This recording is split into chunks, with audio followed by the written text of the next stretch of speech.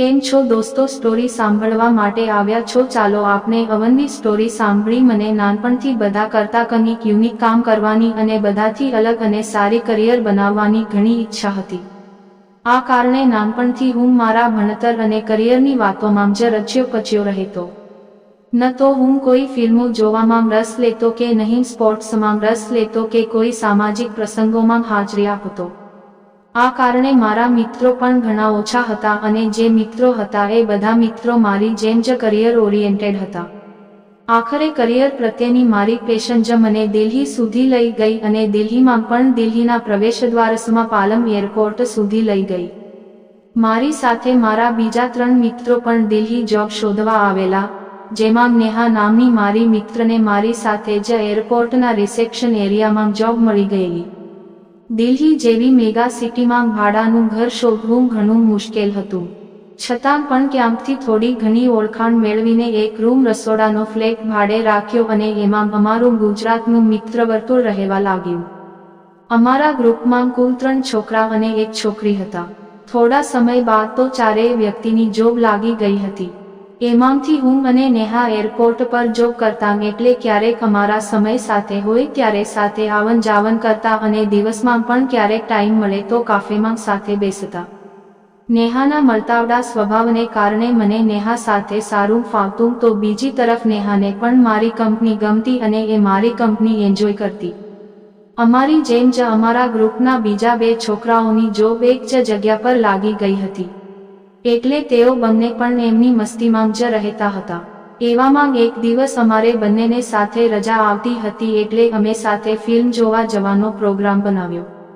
Film તો આખી બરાબર પૂરી થઈ ગઈ, પરંતુ ફિલ્મ પૂરી થયા પછી અમે એક રસ્તા પરથી ટહેલતા પસાર થઈ રહ્યા હતા ત્યારે અનાયાસે જ નેહાએ મારો હાથ પકડી લીધો અને એને એનો મારા પ્રત્યેનો પ્રેમ વ્યક્ત કર્યો.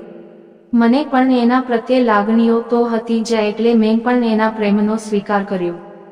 નેહા મારી મિત્ર તો હતી જ, ઉપરાંત પાછળથી રૂમ પાર્ટનર પણ હોવાથી અમારી મિત્રતા દિવસે ને દિવસે ઘણી ગાઢ બની ગઈ. એમાં વળી અમને નોકરી પણ એક જ જગ્યાએ મળી, એટલે સતત સાથે રહેવાને કારણે અમે બંને ક્યારે એકબીજાના પ્રેમમાં પડ્યા તેનો અમને ખ્યાલ જ ન રહ્યો. પછી તો હું એના પર અને એ મારા પર હક જમાવવા લાગ્યા. જો કે એ અમને બંનેને ગમતું અને એ રીતે અમે એકબીજા પ્રત્યે અમારો પ્રેમ દર્શાવતા રહેતા અને એકબીજાને ખૂબ ચાહતા રહેતા. દિલ્હી જેવા શહેરમાં પ્રેમ કરવાની પણ એક અલગ મજા હોય છે, કારણ કે આ શહેર તમને પૈસા કે નામનાની સાથોસાથ ભરપૂર પ્રેમ કરવાનો યોગ્ય અવકાશ પણ આપે છે.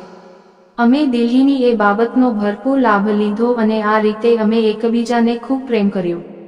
હવે તો અમારી લવ સ્ટોરીને 7 વર્ષ થઈ ગયા છે અને અમારા 2 મિત્રો પણ અમારાથી છૂટા પડીને એમની દુનિયામાં ગોઠવાઈ ગયા છે. એટલે ઘરમાં હું અને નેહા એમ માત્ર 2 જ વ્યક્તિઓ રહીએ છીએ. જો કે 7 વર્ષના પ્રગાઢ પ્રેમ છતાં પણ અમે હજુ સુધી લગ્ન કરી શક્યા નથી અને અમે હજુ લિવ ઇન રિલેશનશિપમાં સાથે રહીએ છીએ.